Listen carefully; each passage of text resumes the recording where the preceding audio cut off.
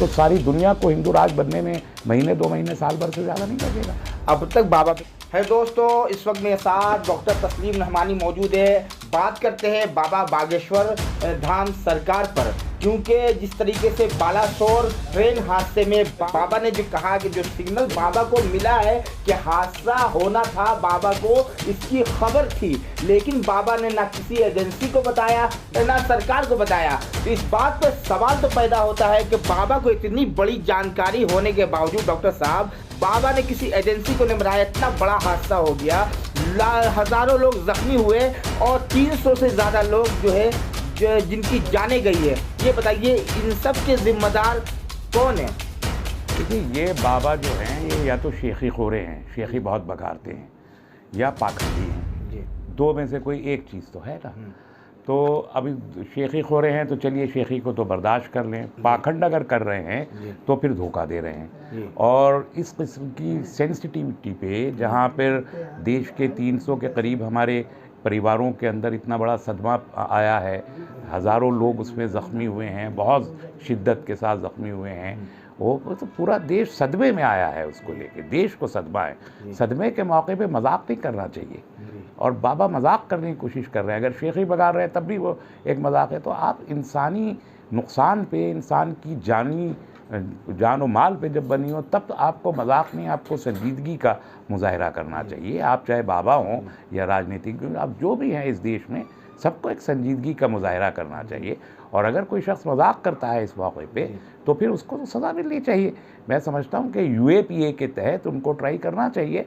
और अभी जो CBI की इंक्वायरी का उन्होंने ऑर्डर किया है गवर्नमेंट ऑफ इंडिया ने, तो CBI को समन करना चाहिए बाबा को और पूछना चाहिए उन्हें कैसे मालूम थी ये सारी चीज़ें, और उसमें उनका टेस्ट लेके देखें कि उनको बाकी की और क्या क्या चीज़ें मालूम हैं। और अगर मालूम था उनको तो उन्होंने बर वक्त मुताल्लिका हुकाम को और वजारतों को मुत्तला क्यों नहीं किया, इस पर उन पर केस भी बनना चाहिए। लेकिन डॉक्टर साहब, जिस मजमे में बाबा बागेश्वर ने ये बिल्कुल कहा कि ये सिग्नल मुझे मिल गया था, और हज़ारों लोगों ने तालियां बजाई है बाबा की इस बात पर, किसी ने सवाल भी नहीं खड़ा किया। बाबा यूँ कहते हैं, लोगों ने ये सवाल भी किए, बाबा अगर आपको इल्म था तो आपने इसे रोका क्यों नहीं? तो कहे कि पता होना अलग बात है, टालना अलग बात है। भगवान कृष्ण का उन्होंने उदाहरण दिया, महाभारत का उदाहरण दिया कि भगवान कृष्ण को महाभारत का इल्म था कि महाभारत की जंगें होनी है, उसके बावजूद उन्होंने टाल नहीं सके।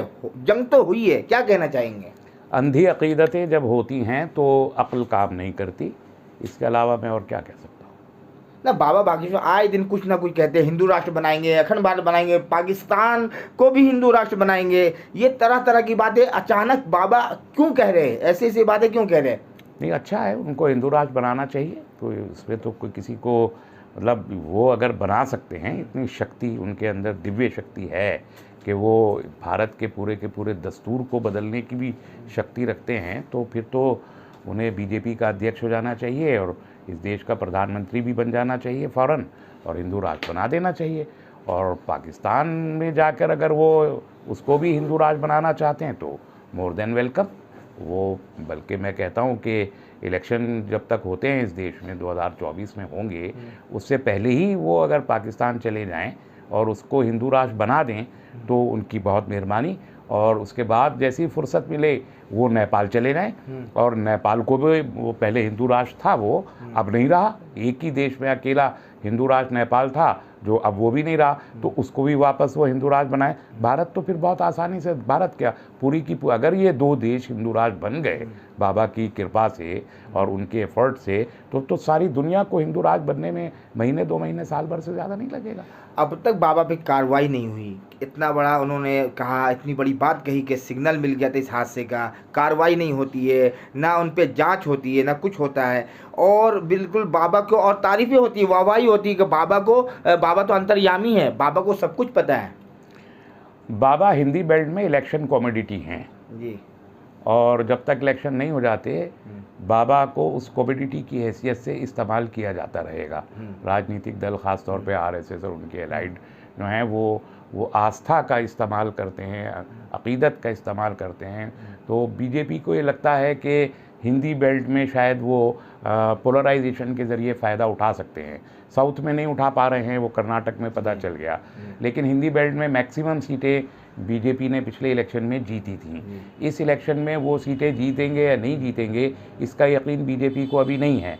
तो उनकी कोशिश ये है कि किसी सूरत जितनी सीटें पिछले इलेक्शन में 2019 में बीजेपी ने यहाँ यूपी में, बिहार में, छत्तीसगढ़ में, राजस्थान में, गुजरात में, मध्य प्रदेश में जो सीटें जीती थी, पर्टिकुलरली इन्हीं स्टेट में जिनका मैंने नाम लिया, तो उन स्टेट में अब वो उतनी सीटें बीजेपी नहीं जीत पा रही है जितना 2019 में जीत ली थी। तो उनकी कोशिश है कि इस किस्म के बाबा किस्म के जो लोग हैं, इन लोगों को इन्वॉल्व करके कम से कम रिटेन कर लें अपनी सीटें। उसके लिए बाबा का इस्तेमाल हो रहा है, और ये इस्तेमाल जब पूरा हो जाएगा तो बाबा भी किसी टिश्यू पेपर के डिब्बे में दिखाई देगा। आखिरी सवाल, बाबा पे कार्रवाई होगी? मुझे नहीं मालूम, मुझे नहीं मालूम, नहीं होगा। मुझे तो लगता नहीं। क्यों होगी? जो लोग इस्तेमाल कर रहे हैं वही लोग सरकार में हैं, तो फिर कार्रवाई क्यों होगी? सरकार ही इस्तेमाल कर रही है बाबा की।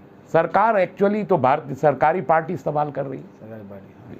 मेरे साथ डॉक्टर तस्लीम रहमानी, जो बाबा बागेश्वर ने जो कहा था कि ट्रेन हादसे का इल्म था, उन पर बेबाकी से अपनी बात को रखिए। दर्शकों, आप क्या सोचते हैं? कमेंट सेक्शन में कमेंट करके बताइए।